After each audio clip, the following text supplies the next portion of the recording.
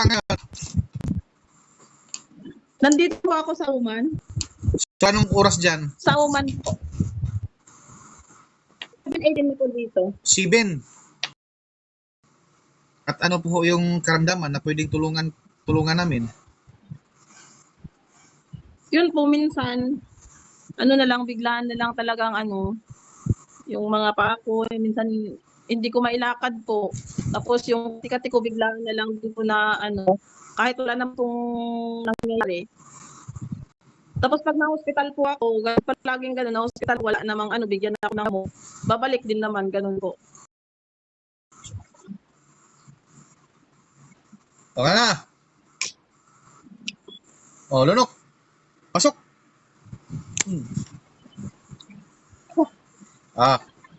Pakiram. Sige, suka mo yan.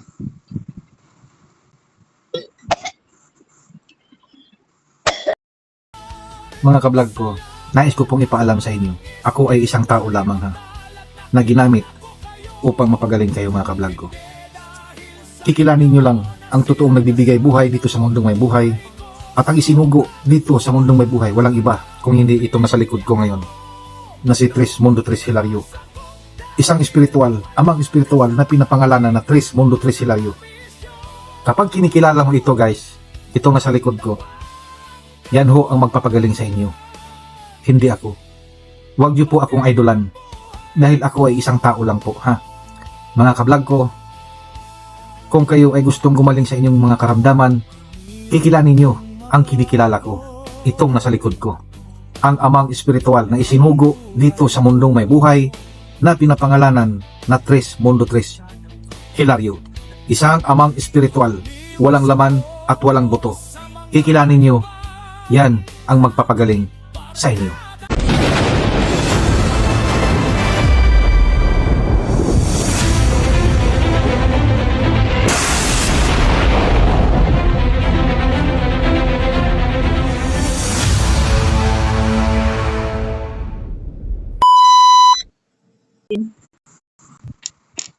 So, anong may tulong po natin sa iyo, ate?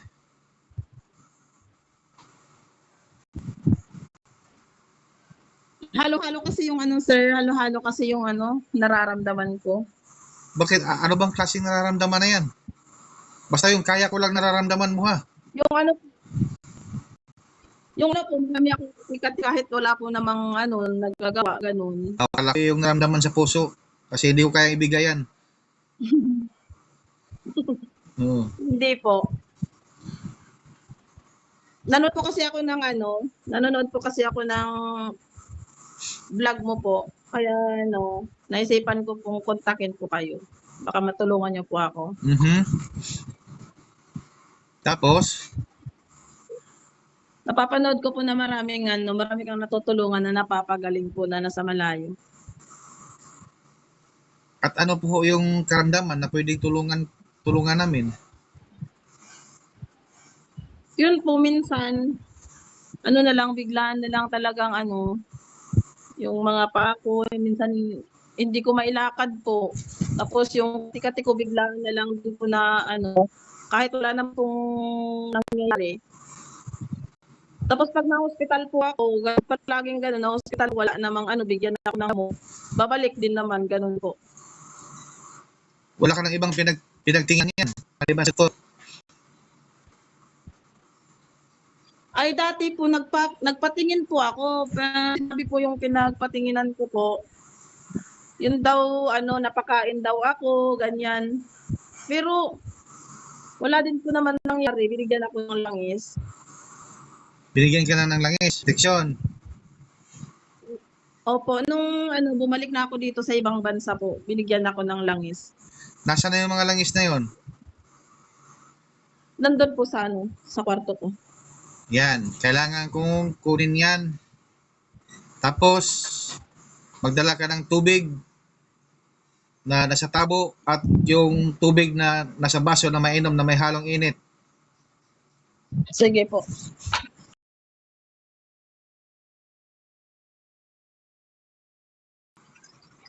Okay na po ba ito, sir? Okay na yan. Ganito?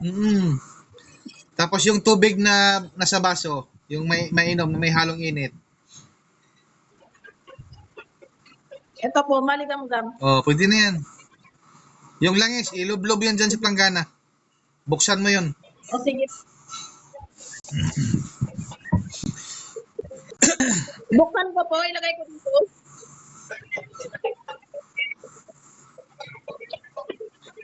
Para saan ba daw yan? Ikuhan mo lang yan?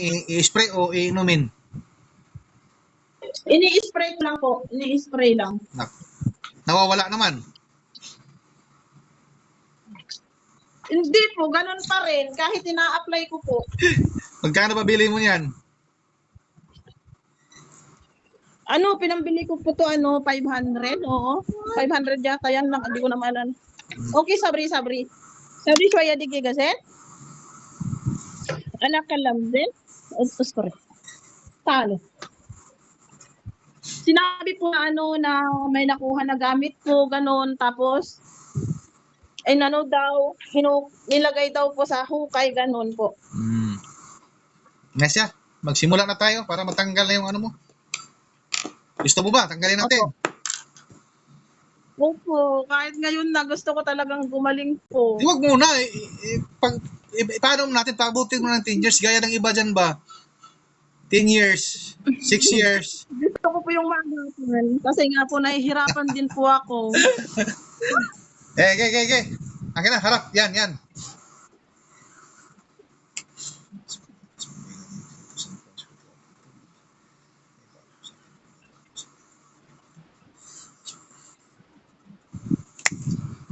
Sige. Inumin mo yung kalahati tapos lasahan mo.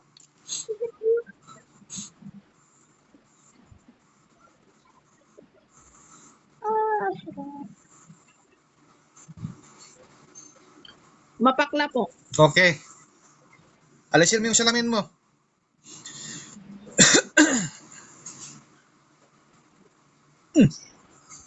Corner ka. Bingo. Okay na. Tubig. Angat.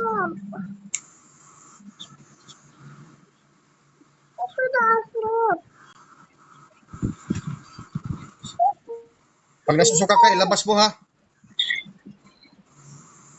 Opo.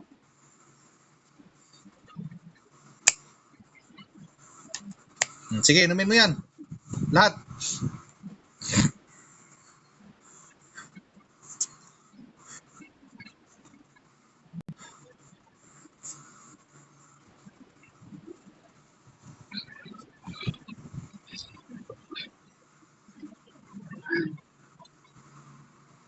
Aha. O, lunok.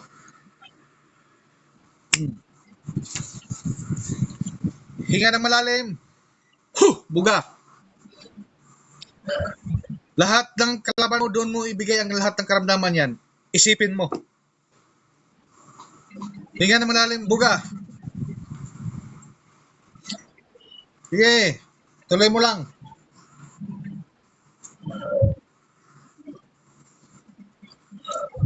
Lakasan mo.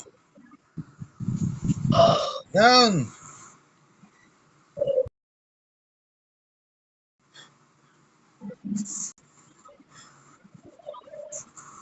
Oh.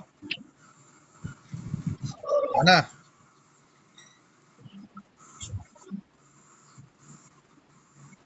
O na. O, lunok. Pasok.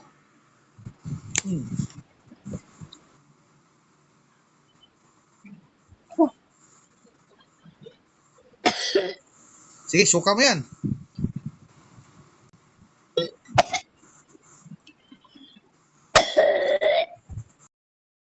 Sige, suka mo yan.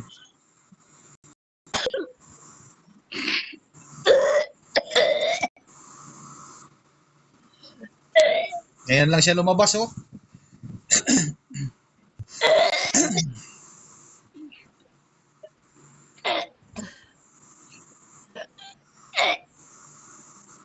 Ayan.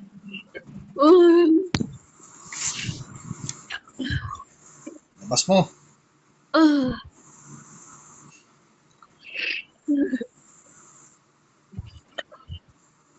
Thank you, God.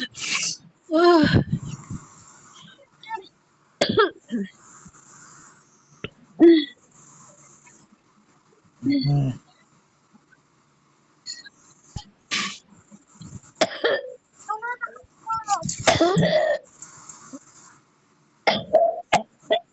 Labas mo yan. Labas mo.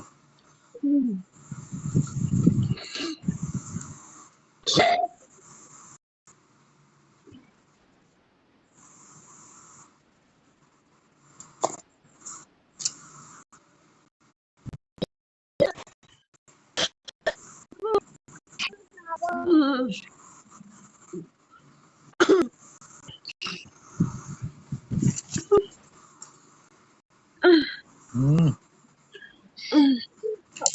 Ito pa. Aha. Oh, lulok. Pasok. Hmm.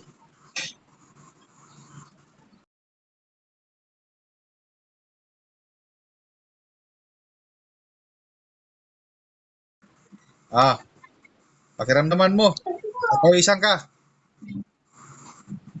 Opo, pinapawisan po ako. Anong pagkaiba kanina at ngayon? Tayo, Ang galaw. lamig po yung pawis ko. Oo, lalabas yan.